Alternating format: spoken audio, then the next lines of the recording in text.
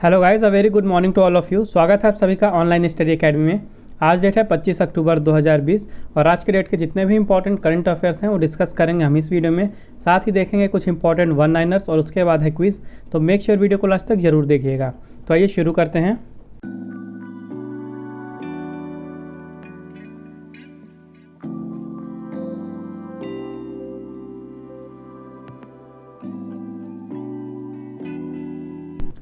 तो आज का पहला क्वेश्चन है, हु हैज़ इनॉग्रेटेड किसान सूर्योदय योजना for the farmers in Gujarat.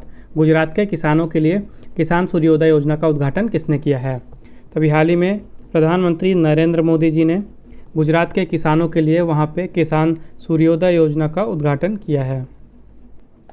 तो एक्चुअली में अभी प्रधानमंत्री नरेंद्र मोदी जी ने गुजरात में 3 प्रोजेक्ट्स का इनॉग्रेशन किया है, जिसमें से एक फार्मर वेलफेयर के लिए है, एक हेल्थ केयर के लिए है और एक गुजरात के टूरिज़्म डेवलपमेंट के लिए है। तो जो किसान के वेलफेयर के लिए है, ये स्कीम है किसान सूर्योदय योजना और इसे लॉन्च किया गया है ताकि जो किसान हैं उनको दिन में भी बिजली प्रदान की जाए ताकि वो सिंचाई कर सके अपने खेतों की। ओके, तो जो भी उनके खेत का इरिगेशन है या कोई भी अलग फार्मिंग पर्पज़ है तो उसके लिए उनको दिन में भी बिजली प्रदान की जाएगी। उसके अलावा अगर हेल्थ केयर सेक्टर में बात करें तो वहाँ पे जो अहमदाबाद में एक UN Mehta institute of cardiology and research centre है, वहाँ पे प्रधानमंत्री जी ने एक पेडियाट्रिक हार्ट हॉस्पिटल का इनॉग्रेशन किया है, जिसकी टोटल लागत थी 470 करोड़ रुपए और इसे डेवलप किया गया था गुजरात के health and family welfare department के द्वारा। और टूरिज़्म सेक्टर की बात करें तो जूनागढ़ सिटी के पास माउंट गिरनार में लगभग 2.3 किलोमीटर लंबी एक रोपवे प्रोजेक्ट का इनॉग्रेशन किया है नरेंद्र मोदी जी ने और कहा जा रहा है कि ये एशिया का सबसे लंबा टेम्पल रोपवे होगा। तो गुजरात की बात करें तो कैपिटल है गांधीनगर, चीफ मिनिस्टर हैं विजय रूपानी और गवर्नर हैं आचार्य देवव्रत। नेक्स्ट क्वेश्चन है, on which of the following date United Nations day was observed. निम्नलिखित में से किस तारीख को संयुक्त राष्ट्र दिवस मनाया गया? तो हर साल 24 अक्टूबर को मनाया जाता है संयुक्त राष्ट्र दिवस यानी यूनाइटेड नेशंस डे। और इस साल ये जो यूनाइटेड नेशंस डे है ये काफ़ी ज़्यादा इम्पॉर्टेंट है क्योंकि इस साल इसकी 75th एनिवर्सरी है। ओके, तो याद रखिएगा 24 अक्टूबर को मनाया जाता है हर साल यूनाइटेड नेशंस डे। तो 24 अक्टूबर को क्यों मनाया जाता है ये यूनाइटेड नेशंस डे? तो 24 अक्टूबर 1945 में स्थापना की गई थी यूनाइटेड नेशंस की। ओके, उसके बाद 1948 से हर साल 24 अक्टूबर को मनाया जा रहा है यूनाइटेड नेशंस डे। तो जो यूनाइटेड नेशंस है ये एक ऑर्गेनाइजेशन है जिसे बनाया गया था पूरे विश्व भर में शांति कायम रखने के लिए, के ह्यूमन राइट्स की रक्षा करने के लिए, इसके अलावा विश्व में डेवलपमेंट करने के लिए। तो 2020 में अब इसकी 75th एनिवर्सरी पड़ रही है यूनाइटेड नेशंस की, तो इसलिए इस बार ये काफ़ी ज़्यादा इम्पॉर्टेंट है। तो एक्चुअली में जो यूनाइटेड नेशन है इसके लिए चार्टर साइन किया गया था 26 जून 1945 को। ओके, शुरू में 50 कंट्रीज़ के रिप्रेजेंटेटिव ने चार्टर साइन किया था और उस टाइम पे पोलैंड ने इस चार्टर को साइन नहीं किया था, लेकिन कुछ ही समय बाद पोलैंड ने भी इस चार्टर को साइन कर दिया और तब से कहा जाता है कि जो ओरिजिनल पूछा जाता है कि ओरिजिनल कितने मेंबर स्टेट हैं यूनाइटेड नेशंस के, तो आंसर होगा 51। ओके, ओरिजिनली 51 मेंबर स्टेट्स हैं। 50 कंट्रीज़ ने शुरू में ही साइन किया था 26 जून 1945 को और पोलैंड ने बाद में किया था। तो 26 जून 1945 को चार्टर तो साइन हो गया था, लेकिन जो यूनाइटेड नेशन है इसको ऑफिशियली ये एग्जिस्टेंस में आया था 24 अक्टूबर 1945 को। तो इसीलिए 24 अक्टूबर को मनाया जाता है यूनाइटेड नेशंस डे। और यूनाइटेड नेशंस की बात करें तो स्थापना तो मैंने बता दी 1945 में की गई थी। यहाँ के सेक्रेटरी जनरल हैं प्रेजेंट में एंटोनियो गुटेरेस। हेडक्वार्टर है इसका USA के न्यूयॉर्क में और मेंबर हैं अभी प्रेजेंट में 193। ओके, 193 मेंबर्स हैं और 2 ऑब्जर्वर स्टेट हैं। फिर यहाँ पे एक बात आती है कि ये ऑब्जर्वर्स क्या होते हैं। तो ऑब्जर्वर होते जो परमानेंट मेंबर नहीं होते हैं किसी भी ऑर्गेनाइजेशन के, वो वहाँ पे कोई भी डिसीजन नहीं ले सकते हैं, लेकिन वहाँ पे वो जो भी उनकी मीटिंग होती है तो वहाँ पे वो जाके अटेंड कर सकते हैं ऑब्जर्वर। ओके, क्या कुछ हो रहा है वहाँ पे देख सकते हैं, अटेंड कर सकते हैं, समझ सकते हैं, सुन सकते हैं, लेकिन कोई भी डिसीजन नहीं ले सकते हैं, तो उन्हें कहा जाता है ऑब्जर्वर स्टेट्स। तो 193 मेंबर्स हैं और 2 ऑब्जर्वर्स हैं। 24 अक्टूबर को एक और दिन भी मनाया गया जो था वर्ल्ड डेवलपमेंट इंफॉर्मेशन डे यानी विश्व विकास सूचना दिवस। और ये दिन मनाया जाता है ताकि जो लोग हैं जो पूरे वर्ल्ड भर में पब्लिक है तो उनका अटेंशन लाया जाए जो भी डेवलपमेंट के बीच में प्रॉब्लम आती हैं। ओके, देश और विदेश के बीच में जो भी कोऑपरेशन होता है डेवलपमेंट होता है, तो उनके बीच में जितनी भी तरह की दिक्कतें आती हैं उनको सॉल्व कैसे करना है ताकि जो देश विदेश हैं उनका ग्रोथ हो ओवरऑल और उनकी डेवलपमेंट हो। तो इसी बारे में अवेयरनेस फैलाने के लिए, इन्फॉर्मेशन देने के लिए वर्ल्ड डेवलपमेंट इन्फॉर्मेशन डे मनाया जाता है हर साल 24 अक्टूबर को। और 24 अक्टूबर को ही एक और इम्पॉर्टेंट डे मनाया जाता है, ये है वर्ल्ड पोलियो डे। तो ये भी आपको याद रखना है, वर्ल्ड पोलियो डे यानी विश्व पोलियो दिवस भी 24 अक्टूबर को ही मनाया जाता है। और कई बार एग्जाम में थीम भी पूछता है, तो इस साल इसके लिए थीम थी a win against polio is a win for global health. Okay, theme जरूर याद रखिएगा, a win against polio is a win for global health. तो 24 अक्टूबर को मनाया जाता है हर साल ये वर्ल्ड पोलियो डे, ताकि जो लोग हैं और पब्लिक हैं उनको पोलियो के बारे में जागरूक किया जा सके। ओके, और पोलियो के बारे में, वैक्सीनेशन के बारे में उनको बताया जा सके और किस तरह से पोलियो को हराना है और देश को पोलियो मुक्त बनाना है। तो इस बारे में जागरूकता फैलाने के लिए ये दिन मनाया जाता है। तो इस दिन को मनाने की एक वजह और भी है कि जो पोलियो की सबसे पहली वैक्सीन बनाई गई थी, तो उस टीम को जिन्होंने लीड किया था वो थे जोनास साल्क। के जोनास साल्क, तो इनका जो जन्मदिन था वो था 24 अक्टूबर को ही। तो इनके जन्म दिवस को उनकी याद में जो रोटरी इंटरनेशनल है उन्होंने इस दिन की स्थापना की थी, यानी 24 अक्टूबर को वर्ल्ड पोलियो डे की स्थापना की थी रोटरी इंटरनेशनल ने। तो आइए एक बार रिवीजन कर लेते हैं अक्टूबर में अभी तक जितने भी इंपॉर्टेंट डेज़ आए हैं, तो मेरे साथ साथ आप भी रिवीजन करते चलिएगा। तो सबसे पहले 1 अक्टूबर को मनाया गया वर्ल्ड पोस्ट कार्ड डे, जो कि इस साल पहली बार मनाया गया है। उसके साथ ही मनाया गया international day of older person, जिसकी थीम थी pandemics do they change how we address age and ageing.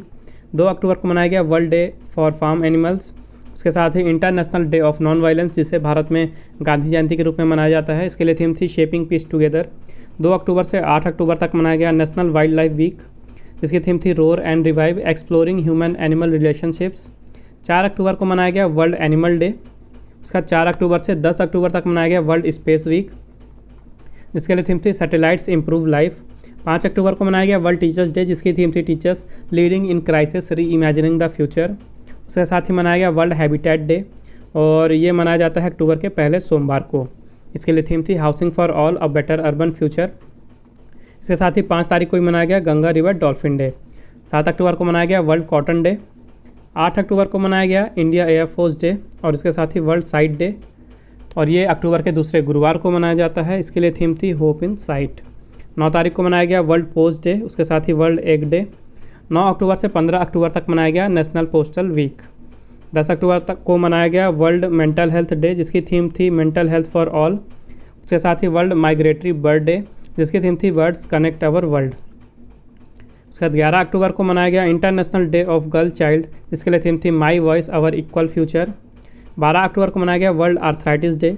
13 अक्टूबर को मनाया गया international day for disaster reduction, जिसकी थीम थी डिजास्टर रिस्क गवर्नेंस।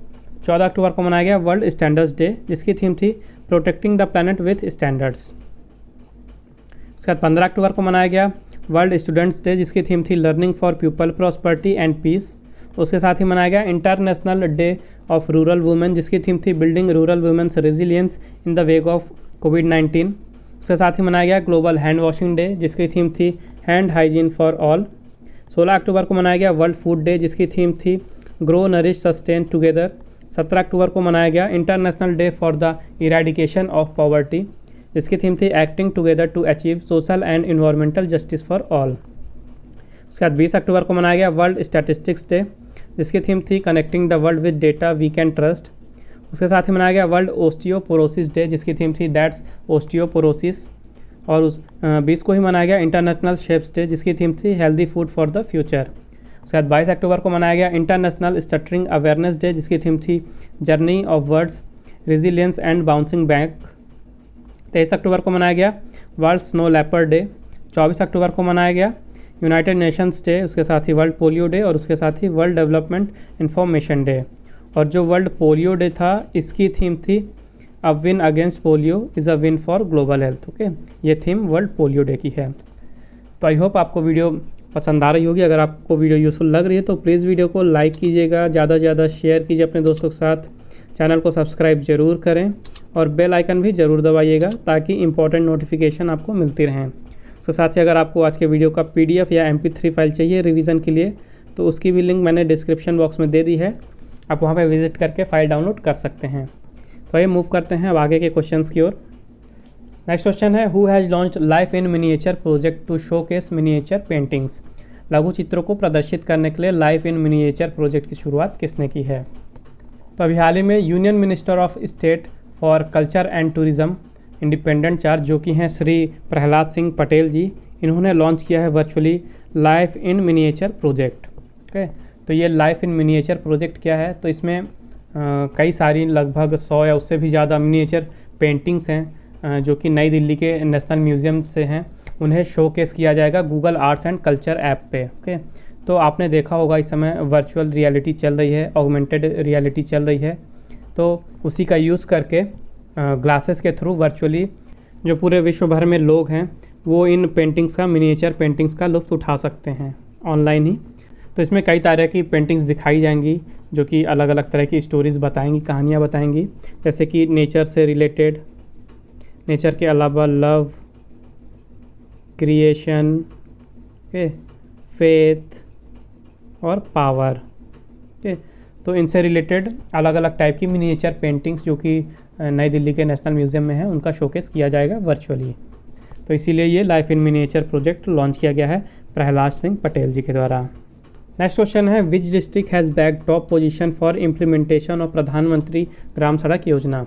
प्रधानमंत्री ग्राम सड़क योजना के कार्यान्वयन के लिए किस जिले ने शीर्ष स्थान प्राप्त किया है?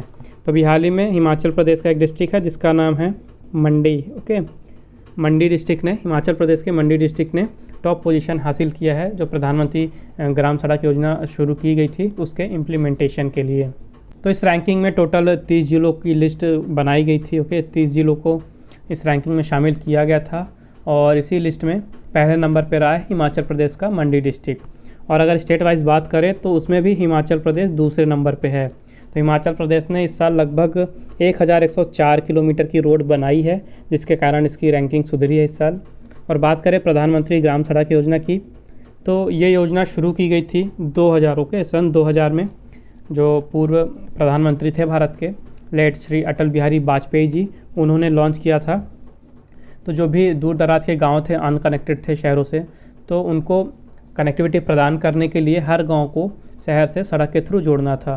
तो इसीलिए ये प्रधानमंत्री ग्राम सड़क योजना लॉन्च की गई थी 2000 में। ओके, और ये जो योजना थी PMGSY, इसको इम्प्लीमेंट किया जाता है मिनिस्ट्री ऑफ रूरल डेवलपमेंट के अंडर में।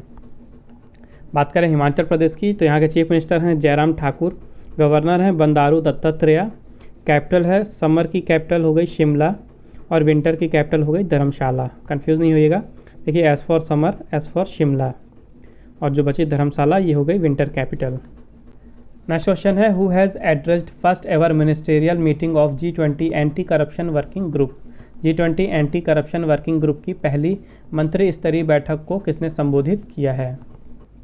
तो अभी हाल ही में ऑर्गेनाइज कराई गई थी G20 की एंटी करप्शन वर्किंग ग्रुप की मीटिंग, और इस मीटिंग को एड्रेस किया है यानी संबोधित किया है जितेंद्र सिंह जी ने। Okay, union minister Jitendra Singh ji ने एड्रेस किया है इस मीटिंग में, और इस मीटिंग की अध्यक्षता की गई थी यानी होस्ट किया था इस मीटिंग को सऊदी अरेबिया ने। Okay, Saudi Arabia.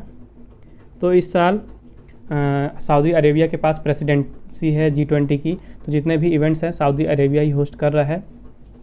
और क्योंकि ये मीटिंग सबसे पहली बार हुई है तो इसलिए G20 anti corruption working group की सबसे पहली मीटिंग को होस्ट करने वाला पहला देश बना है सऊदी अरेबिया। तो ये भी एक क्वेश्चन बन सकता है इस तरह से, तो ये पॉइंट भी याद रखिएगा। तो ये जो एंटी करप्शन वर्किंग ग्रुप है G20 का, इसकी इस्टेब्लिशमेंट की गई थी जब 2010 जून 2010 में टोरंटो में G20 का समिट हुआ था। उस समय पे एंटी करप्शन वर्किंग ग्रुप की स्थापना की गई थी, और इसका जो ऑब्जेक्टिव है, तो जितने भी G20 के मेंबर स्टेट हैं वो मिलके सजेशन देते हैं, डिस्कस करते हैं कि किस तरह से जो करप्शन वाली प्रॉब्लम है तो किस तरह से करप्शन से लड़ा जाए और किस तरह से करप्शन को ख़त्म किया जाए इंटरनेशनल लेवल पे। तो इसीलिए इस वर्किंग ग्रुप की स्थापना की गई थी। और ये जो ग्रुप है ये मिलके काम करता है OECD यानी organisation for economic cooperation and development, उसके साथ ही United Nations office on drugs and crime, उसके साथ world bank, financial action task force यानी FATF, उसके साथ ही IMF यानी कि इंटरनेशनल मॉनेटरी फंड। तो इन सब ऑर्गेनाइजेशंस के साथ मिलकर ये ग्रुप काम करता है।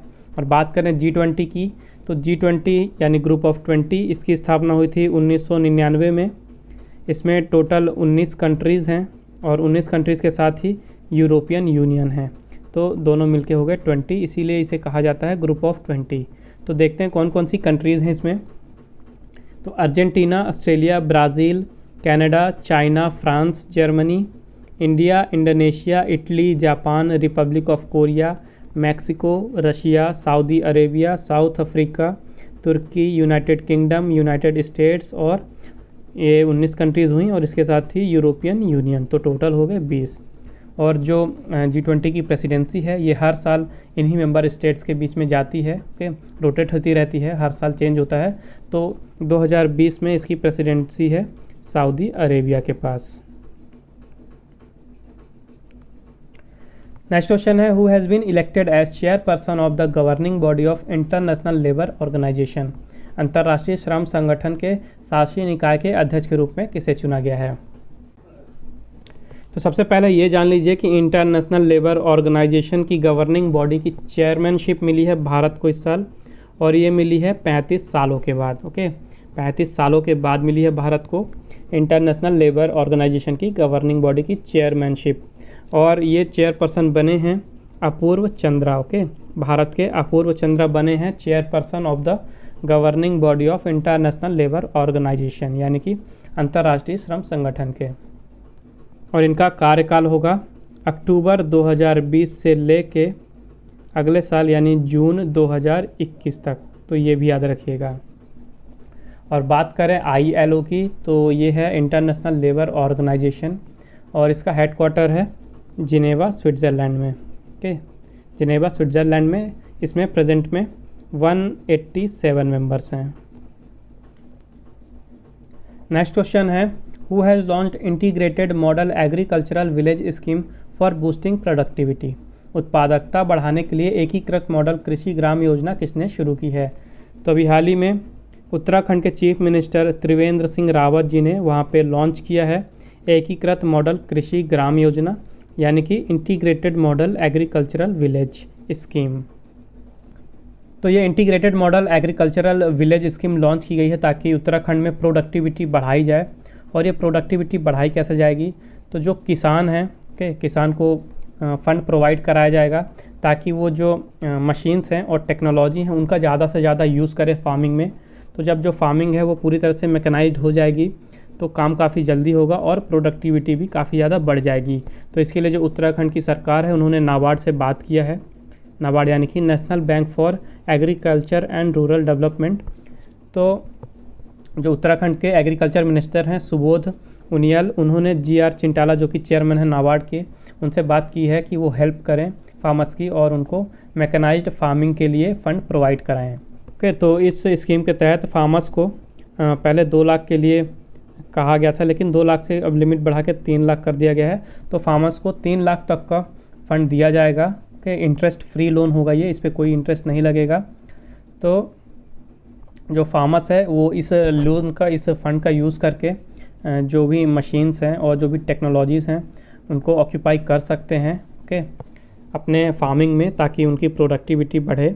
और जब उनकी प्रोडक्टिविटी बढ़ेगी तो जो फार्मर्स की इनकम है वो भी ऑटोमेटिकली बढ़ेगी, तो इससे जो फार्मर्स हैं उनकी इकोनॉमिक स्टेट भी सुधरेगी।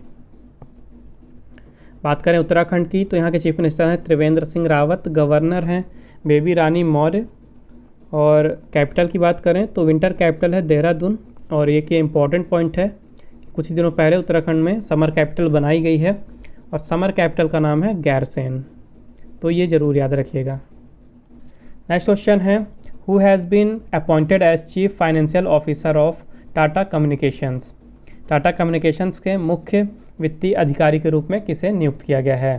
तो अभी हाल ही में कबीर अहमद शाकिर जी को नियुक्त किया गया है टाटा कम्युनिकेशंस के CFO यानी कि चीफ फाइनेंशियल ऑफिसर के रूप में। तो इसके पहले ये माइक्रोसॉफ्ट इंडिया में CFO थे, ओके, माइक्रोसॉफ्ट इंडिया में CFO थे। और जो टाटा कम्युनिकेशन के CFO थी वो थी प्रतिभा के आडवाणी, ओके, प्रतिभा के आडवाणी। तो प्रतिभा के आडवाणी जी ने अपना इस्तीफ़ा दिया है अभी रिसेंट में ही, और उन्हीं की जगह अब कबीर अहमद शाकिर जी को नियुक्त किया गया है as a chief financial officer Tata communications में। और जो राजकिरण राय जी हैं ये अभी हाल ही में IBA यानी कि इंडियन बैंक्स एसोसिएशन के चेयरमैन बने हैं। उसके अलावा जो जे वेंकट रामू हैं ये अभी कुछ ही दिनों पहले जो इंडिया पोस्ट पेमेंट बैंक है यानी IPPB के ये MD और CEO के रूप में नियुक्त किए गए हैं। और जो समीर कुमार खरे जी हैं इन्हें एशियन डेवलपमेंट बैंक यानी ADB में एग्जीक्यूटिव डायरेक्टर के रूप में नियुक्त किया गया है। नेक्स्ट क्वेश्चन है which state has announced new industrial policy 2020-25। किस राज्य ने नई औद्योगिक नीति 2020-25 की घोषणा की है? तो अभी हाल ही में कर्नाटका सरकार ने घोषणा की है वहाँ पे नई इंडस्ट्रियल पॉलिसी लाने की, और वो है न्यू इंडस्ट्रियल पॉलिसी 2020-25।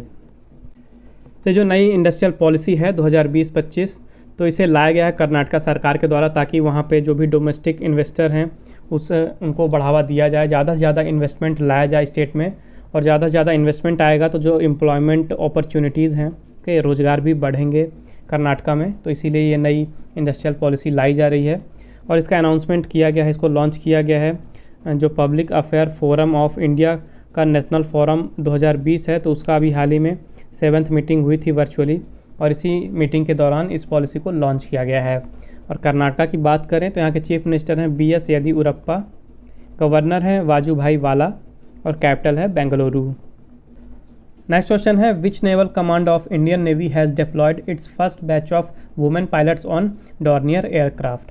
भारतीय नौसेना के किस नौसेना कमान ने डॉर्नियर एयरक्राफ्ट पर अपने पहले महिला पायलटों के बैच को तैनात किया है? तो अभी हाल ही में सदर्न नेवल कमांड के इंडियन नेवी के सदर्न नेवल कमांड ने इंडियन नेवी की पहली जो वुमेन्स पायलट्स हैं तो उनका पहला बैच अभी हाल ही में डॉर्नियर एयरक्राफ्ट में उन्होंने डिप्लॉय किया है। ओके, तो option number 3 southern naval command आपका राइट आंसर हो जाएगा। तो जो पहला बैच है महिलाओं का, ओके, ये इंडियन नेवी का सबसे पहला बैच है 3 महिलाओं का। 3 महिला पायलट्स हैं, लेफ्टिनेंट दिव्या शर्मा, लेफ्टिनेंट शिवांगी और लेफ्टिनेंट शुभांगी स्वरूप, और इन्हें डिप्लॉय किया गया है डॉर्नियर एयरक्राफ्ट में। कहाँ पे? कोची में। और इन तीनों ही पायलट को इंडियन नेवी के साथ साथ इंडियन एयरफोर्स में भी ट्रेनिंग प्रदान की गई है। तो ये मूव करते हैं अब आज के इंपॉर्टेंट वन लाइनर्स की तरफ। सबसे पहले है according to future of jobs report released by world economic forum, कोविड-19 will disrupt more than 85 million jobs by 2025। तो विश्व आर्थिक मंच ने अभी हाल ही में फ्यूचर ऑफ जॉब्स रिपोर्ट जारी की है, और उस रिपोर्ट के अनुसार कोविड-19 के कारण 2025 तक लगभग 85 मिलियन यानी 8.5 करोड़ से अधिक नौकरियां जाएंगी। नेक्स्ट है doctor Janani Varghese has been named as outstanding young person of the world 2020। तो डॉक्टर जननी वर्गीस को विश्व की उत्कृष्ट युवा व्यक्ति 2020 के रूप में नामित किया गया है। नेक्स्ट है united nations has released the world's women 2020 trends and statistics report. तो अभी हाल ही में यूनाइटेड नेशंस यानी संयुक्त राष्ट्र ने विश्व महिला 2020 रुझान और सांख्यिकी रिपोर्ट जारी की है। नेक्स्ट है Indian navy missile corvette INS Prabal launches anti ship missile from Arabian sea. तो अभी हाल ही में भारतीय नौसेना की मिसाइल कॉर्वेट जिसका नाम है INS प्रबल, तो वहाँ से एक एंटी शिप मिसाइल लॉन्च की गई है, और लॉन्च कहाँ से की गई है? अरब सागर से। और लास्ट है NITI Aayog constitute 14 member advisory committee headed by Rajiv Kumar to reform urban planning education system. तो अभी हाल ही में नीति आयोग ने शहरी नियोजन शिक्षा प्रणाली में सुधार के लिए राजीव कुमार जी की अध्यक्षता में 14 सदस्यीय सलाहकार समिति का गठन किया है। तो अब समय है आज के क्विज का। आज के क्विज का क्वेश्चन है who has released commemorative coin to mark food and agriculture organisations 75th anniversary. खाद्य और कृषि संगठन की 75वीं वर्षगांठ के अवसर पर स्मारक सिक्का किसने जारी किया है? तो मेक श्योर इस क्वेश्चन का आंसर जरूर दें कमेंट बॉक्स में। आइए देखते हैं कल का क्वेश्चन। कल मैंने आपसे पूछा था which bank has won the central bank of the year award 2020। किस बैंक ने central bank of the year पुरस्कार 2020 जीता है? तो इसका राइट आंसर था बैंक ऑफ घाना। ओके, तो इस साल बैंक ऑफ घाना ने जीता है central bank of the year का अवार्ड। तो आज का सेशन यहीं समाप्त होता है। आई होप आपको ये वीडियो हेल्पफुल लगी होगी। अगर आपको वीडियो अच्छी और हेल्पफुल लगी है तो मेक श्योर वीडियो को लाइक कीजिए, शेयर कीजिए और चैनल को सब्सक्राइब कीजिए। अगर आपको आज के वीडियो का PDF चाहिए तो मैंने डिस्क्रिप्शन में टेलीग्राम चैनल की लिंक दे दी है। आप हमारे टेलीग्राम चैनल पे जाके आज का PDF डाउनलोड कर सकते हैं। उसके साथ ही आप फेसबुक में मुझे फॉलो कर सकते हैं ऑनलाइन स्टडी अकेडमी 20 में, और आप इंस्टाग्राम में मुझे फॉलो कर सकते हैं online.study.academy सर्च करके। तो मिलते हैं कल फिर एक नए वीडियो में कुछ नए करंट अफेयर्स के साथ, और साथ में देखेंगे कुछ इंपॉर्टेंट वन लाइनर्स और क्विज तो होगा ही। तो मेक श्योर कल भी आप हमारे साथ इसी टाइम पे जुड़े। तब तक के लिए take care and thank you guys.